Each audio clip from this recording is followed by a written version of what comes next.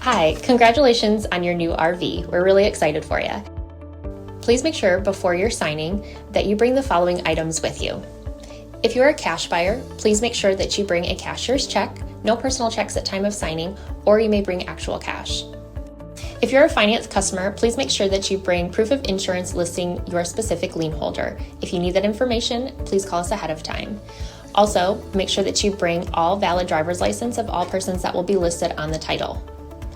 If you have a trade that you're trading in with us, please make sure that you bring your 10-day payoff as well as your title and all persons who will be listed on the title of that trade.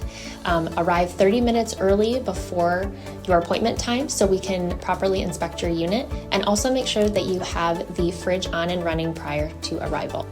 If you have any questions, please feel free to give us a call at 810-686-0710. Thanks so much. Have a great day.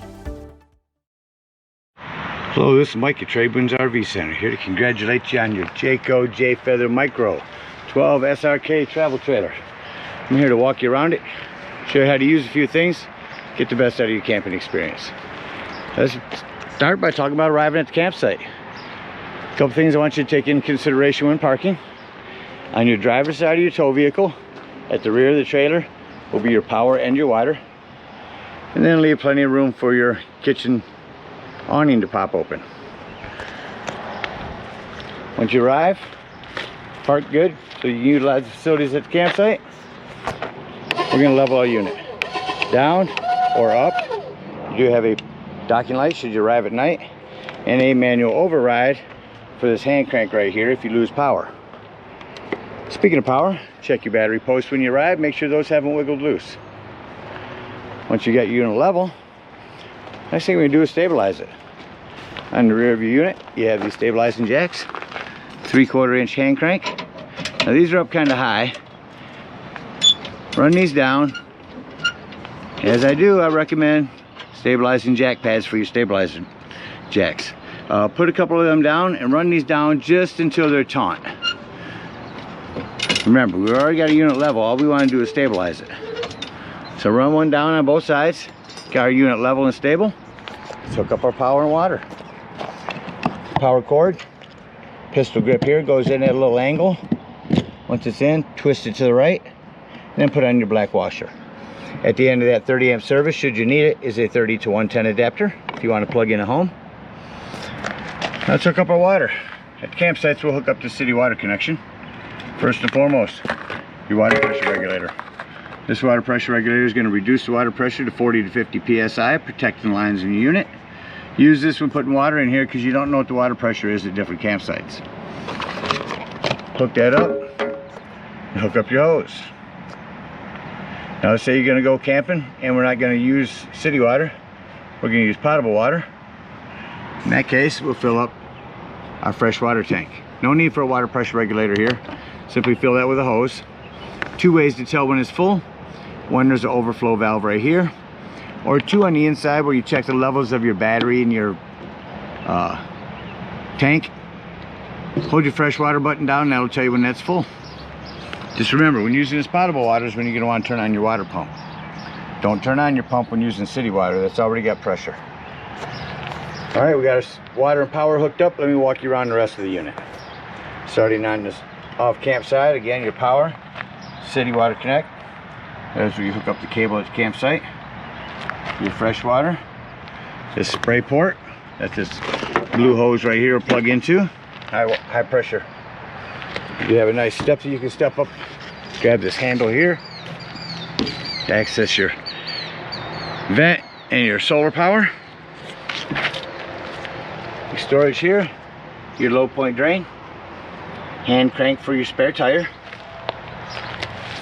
You're prepped for solar on the side here. You can plug in the solar panel here and it'll trickle charge your batteries. Get your propane lefty-loosey to open. Again, your battery. Your campsite, your entry doorway. You pull this step out and down.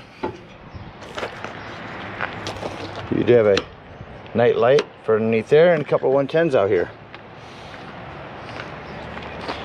This is a vent for the back of your AC. And this brings us around to our kitchen. Do have a lot of lighting out here. 110 with GFCI reset. Also prep for a TV out here. You can plug in cable, 12 volts or 110. Ever-chill freezer fridge, depending on what temperature you set it at. Bring out your griddle. Push both these down at the same time. One moment. Actually, I was wrong. These ones you actually lift up on. The griddle. Here's your connect. And your quick connect LP is right here in the corner.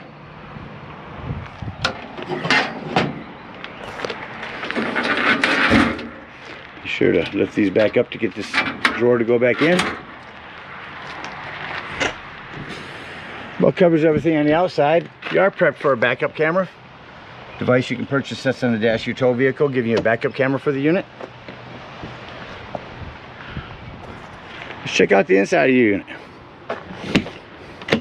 It's coming inside right now. I have it set at sofa. All we do is move these cushions from up. Actually, them can stay. This will jackknife. So lift up on the front and pull in on the back at the same time. See if I can do this one-handed here. There we go. And you are up to a sofa. So back here, cable again, 12 volt, 110. There's your AC unit. Well, here's your solar charge controller. I'm going to send you a separate video on that. Tell you how to make sure everything's set. Your biggest concern is make sure that stays on wet battery. Fire extinguisher, lighting from inside. Up here is where you check your tanks, new battery, fresh water. And here's where you turn on your water pump. You have this vent up here as well, and a smoke alarm. Another 110 here and some storage.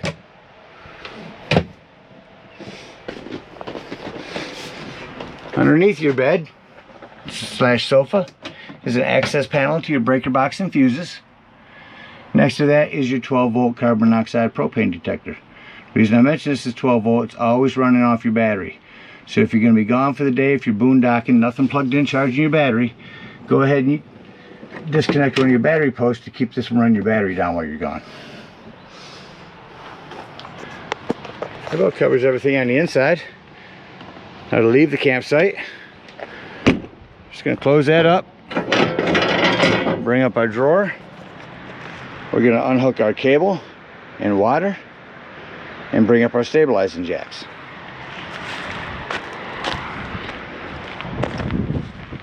And we're going to come around, open up this low point drain to drain all the water out of the tanks, line that up. Once that's done, you're all set and you can go ahead and hook up and head home. Again, thank you so much for your purchase of this Jayfeather Micro. Hope you enjoy it for many years to come. Happy camping.